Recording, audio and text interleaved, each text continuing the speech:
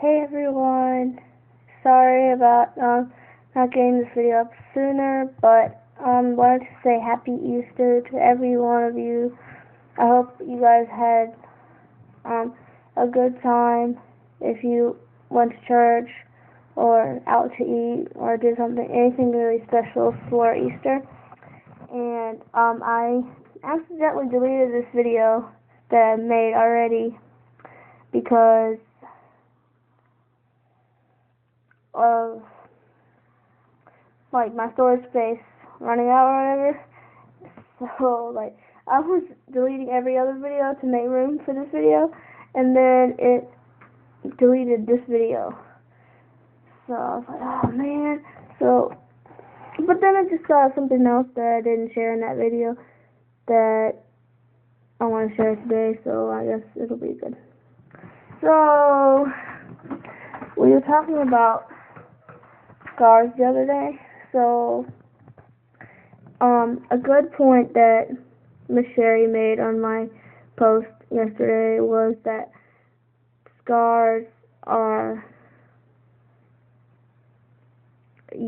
really helpful to helping someone else with their faith. Because really, without scars, you have no testimony. Because, like, you just can't. Like, you wouldn't need God's help if you didn't have scars. If you didn't have problems or, like, things that you can't control, things that you can't do that you need to be done, then you wouldn't have God, and you probably wouldn't need Him. But because we're fallen, and because we have sin, we need God, and we need help. And part of God helping us means helping each other, because that's how God helps people.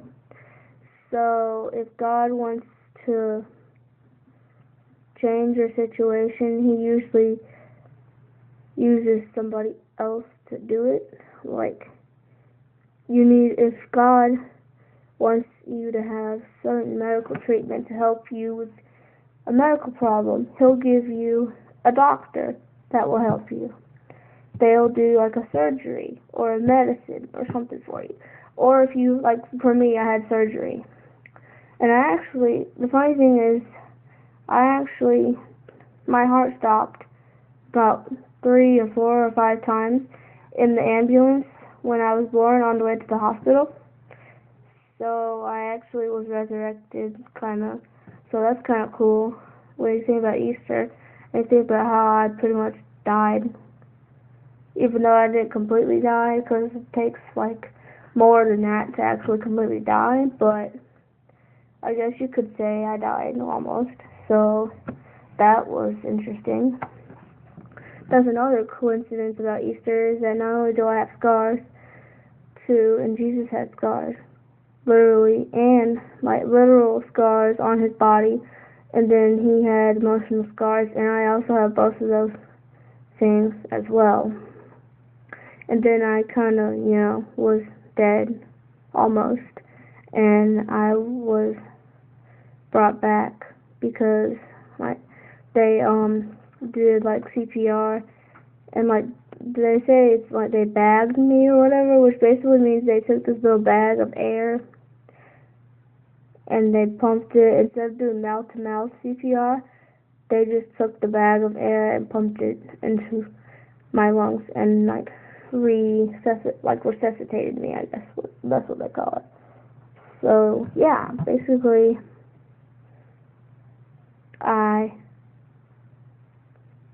died almost, and that's interesting to me because I don't know, I guess thinking about death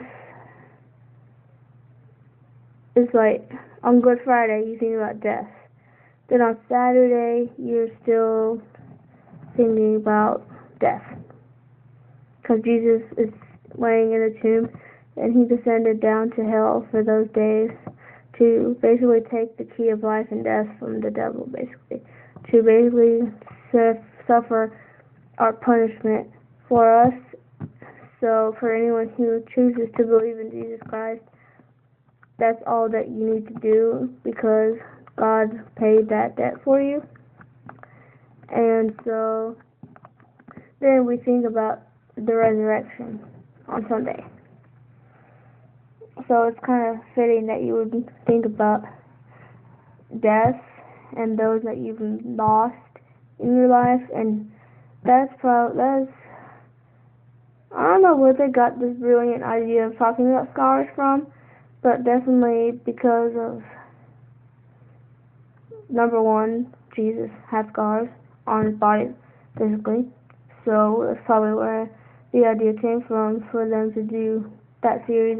Well, not really a series, but it's just the same sermon all the time, but it's still like a really good message. And any of you guys that were there, if you're by chance watching this right now, you'll know how great that sermon was. That was really, Pastor Steve, you did an excellent job.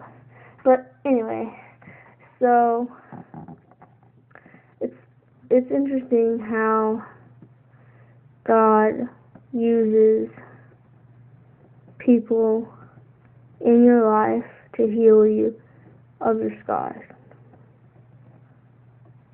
There can be a person at church. It can be like the prayer team, the pastor, the youth group leaders, the adult Bible study leaders, the life group people. Every person that you come in contact with has something to contribute to each other and to their faith, and to help somebody out with their faith. Because one person shared her story of how she was molested as a teenager, and then she felt like God had given up on her, and she felt like she was useless to her family because she was a bad mother, because she thought it was her fault. And then she ended up, like, she wanted to die, basically. She thought it was it. And then she, like, I don't know if it was her mom or her grandma, they were like, you really need to go to church. Like, you should go to church. No, it was one of her friends that works with her immediate care, I think. They told her that she should come to church sometimes. And so she came to Bethel, and they had like at first she was like, no, I don't want to come to church. Why is she bullying me about God? What can God do for me? What has he done for me? He's forsaken me. Why do I need to go to church, And then she was like, okay, maybe God's telling me I need to go to church. So she had 3 churches picked in line, and Bethel was the first one on her list. So she walked into Bethel, and she said that she knew from that day that that's where God put her. And that is an awesome thing when you can go into a church and know that God put you there. And that's kind of how I feel about that too. So I think God has placed Jordan, my friend, in my life for a reason. And he placed the doctors in my life that helped me. And he placed everybody in my life that has encouraged me and, given me, I guess, advice over the years. So yeah, I guess you could say there is a purpose for your scars, and then there is a purpose for those people in your life who help heal them. God's doing the healing, of course, but it's through the things that other people do to help us. So I just hope you can ponder that today and really be thinking about that. And also, please be praying for my aunt. She told me the other day that she was really worried about a lot of things. So I sent her a post by Miss Sherry that was about 4 ways to combat fear in our lives. And I think you should really look up that post on the Homespun Watch channel and watch it because it's a very good video and it's very useful. I'm thinking about doing what she suggested in her video, and I think that will help me very much. So, I'm going to say goodbye now and post this video today before it gets really late, and I have to, because it's already like 11 something at night. So, thank you for watching and for being such loyal subscribers to this channel, and I will see you guys in another video tomorrow. Bye bye.